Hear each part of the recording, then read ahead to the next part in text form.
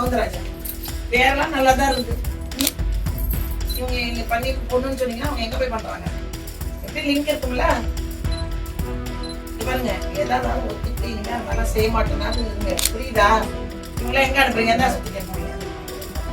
அவங்க சொல்றதோடு சரி. அப்புறம் அவங்க என்னன்னா என்ன நாசமா போனாங்க உங்களை அவ்வளவு பெரிய டாக்டர், நீங்க என்ன குழந்தை கண்டுபிடிச்சிங்களா? 12 தானே படிச்சிருக்கீங்க. தேவை அதெல்லாம்? இந்த மாதிரி 10 பேர் இருந்தா என்ன வருது? ஆத்தூர்ல பொம்பளை பிள்ளை பிறக்குமா? சொல்லுங்க. அப்புறம் எப்படி பொண்ணு கட்டுவீங்க? கருவின் பாலினம் தெரிவிப்பது சட்டப்படி குற்றம். இருந்தாலும் மக்கள் முக்கியமா கர்ப்பிணி பெண்கள் வயிற்றுல இருக்க குழந்தை ஆனா பெண்ணான்னு தெரிஞ்சுக்கணும் அப்படிங்கிறதுக்காக சட்டவிரோதமான கும்பல் கையில சிக்கி அவங்க கிட்ட அதிகமான பணத்தை இழந்து அவங்க எங்க வர சொல்றாங்களோ அங்க போய் வயிற்றுல இருக்க குழந்தைய ஆனா பெண்ணான்னு தெரிஞ்சுக்கிற விஷயம் இப்போ தொடர்ந்து நடந்துட்டே இருக்கு. அதுல பாத்தீங்கன்னா தருமபுரி மாவட்டத்துல நிறைய நாங்க மக்களை கைது செய்தோம். சட்டவிரோதமான கும்பலை கைது செய்து மாவட்ட ஆட்சியர்கள் குண்டாஸ்ல போட்டாங்க. தருமபுரி மாவட்டத்திலிருந்து மக்கள் அங்க பண்றது குறைஞ்சி இப்ப மற்ற மாவட்டத்தை நோக்கி கருவின் பாலினம் தெரிஞ்சுக்கிறதுக்காக சேலம், ஆத்தூர், திருப்பத்தூர், குப்பம், கிருஷ்ணகிரி, காவேரிப்பட்டினம் இப்படி பல இடங்கள்ல அந்த அவங்க வர சொல்ற இடத்துக்கு கர்ப்பிணி பெண்கள் போறாங்க. போய் அங்க போய் தெரிஞ்சுட்டு அது பெண்ணுன்னு சொல்லிட்டாங்கன்னா அதை சட்டவிரோத கருக்கலைப்புக்கு ஈடுபடுறாங்க. அந்த மாதிரி பார்க்கும்போது எங்களுக்கு ரகசிய தகவல் வந்தது. அது பேர்ல மாவட்ட ஆட்சியரும் எங்கள் மருத்துவம் மற்றும் ஊரக நலப்பணிகள் இயக்குனர் அவர்கள் டாக்டர் ராஜாமூர்த்தி சார் அவரும் கொடுத்த அனுமதியின் பேர்ல நாங்க அந்த தகவலை தொடர்ந்து நாங்க ஃபாலோ பண்ணும்போது பாத்தீங்கன்னா ஒரு கருவில 4 மாத கர்ப்பிணி அவங்க என்ன தெரிஞ்சுக்கிறதுக்காக போறாங்க. ஏற்கனவே இப்போ கள்ளக்குறிச்சியில மதியானம் நாங்க ஒரு கும்பலை பிடிச்சோம். அது ரஞ்சித் குமார் அப்படிங்கிறவரு. அவர் ஏற்கனவே ஒரு வயிற்றுல என்ன குழந்தைன்னு பார்த்து பையன்னு சொல்லி திரும்ப ரிப்பீட்டுக்கு வர சொல்லியிருக்காரு. அவங்களும் எங்க தர்மபுரி பெண்ணும் போனதுல பாத்தீங்கன்னா அந்த இடத்த நாங்க ஒரு வீட்டுல வச்சு ஹால்ல பாக்குறாரு. அங்க சட்டவிரோதமான கருக்கலைப்பு மாத்திரைகளும் இருந்தது. கிட்டத்தட்ட 40 பாக்கெட் எம்எம்ஐ கிட்ட இருக்கு, எம்டிபி கிட்டு. அது இல்லீகலா வச்சிருக்க கூடாது. அது இல்லாம 2 ஸ்கேன் மிஷின் நாங்க பறிமுதல் பண்ணோம். அது இல்லாம 18,000 ரூபாய் கொடுத்தது நாங்க பறிமுதல் பண்ணோம். அதுல ஒருத்தர் அரெஸ்ட் பண்ணிட்டாங்க. 2 பேர் தப்பிச்சு ஓடிட்டாங்க. அதுக்கப்புறம் நாங்க வரும்போது அவங்க கிடைச்ச ரகசிய தகவல்ல ஆத்தூர்லயும் பண்ணிட்டு இருக்காங்க, அதனால நீங்க மேடம் நீங்க வரும்போது அங்கேயும் போய் பாருங்க அப்படின்னு அந்த ஒரு ரகசிய தகவலை எங்ககிட்ட சொன்னாங்க.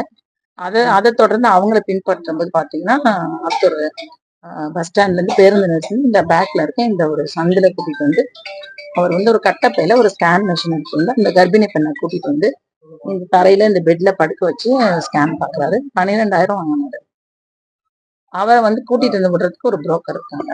500 ரூபா 1000 ரூபாய்க்கு ஆசைப்பட்டு இவங்க இந்த மாதிரி ஒரு பைபேக் பண்ண ஏதோ ஒரு மிஷினை சட்டவிரோதமா வாங்கிடுவாங்க. எப்படி அவங்களுக்கு கிடைச்சிருது. அதை வச்சுட்டு அவங்க +2 தான் படிச்சாங்க, டாக்டர்ல ஒண்ணும் இல்லை. இது இந்த இடம் ஸ்கேன் சென்டரும் கிடையாது, அவர் அந்த டாக்டரும் கிடையாது. இதை நம்பி ஜனங்க வராங்க. அவர் எங்க சொல்றாங்களோ அங்க பாத்து கொடுக்குறாரு. கையில மிஷினை போட்டுக்கிறாரு, எங்க வேணா போய் பாக்குறாரு. அப்படி இருக்கும்போது எங்க ரகசியத்தை நாங்க மேடமுக்கும் மெடிக்கல் ஆஃபீஸரும் சொல்லிட்டு நாங்க பார்த்தப்ப அது அவரை கையங்காலமா பிடிச்சிட்டோம் மிஷினோடையும். அதுக்கப்புறம் சில அபார்ஷன் கூடிய இன்ஜெக்ஷனும் கைப்பற்றணும். அதனால அவருக்கு ஏதோ இவர் பெண் குழந்தைன்னு சொன்னா அது அபார்ஷனுக்கும் இவர் ஏதோ லிங்க் இருக்கு, வாய்ப்பு இருக்கு. இதுல எத்தனை பேர் ஈடுபட்டிருக்காங்க? இங்க 2 பேரை பிடிச்சாங்க.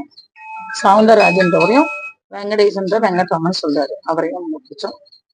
நாங்க எங்க டிகா டீமும் ஆத்தூர் மெடிக்கல் ஆஃபீஸ்ல மேடமும் பண்ணல. அதனால அவர் கைது செய்யப்படுறாங்க. மேற்கொண்டு இது மக்கள் தான் விழிப்புணர்வா இருக்கணும். இந்த மாதிரி இடத்துக்கு நாம அந்த என்ன குழந்தைன்னு தெரிஞ்சுக்கிறோம். அவங்க ஏதோ ஒண்ணு சொல்லி அந்த பெண் குழந்தை அழிச்சிட்டா அந்த பெண்களே நம்ம இருக்கக்கூடாது. அப்படின்னு தான் நாளைக்கு எதிர்காலத்துல பெண்ணே இல்லாம போயிடும்.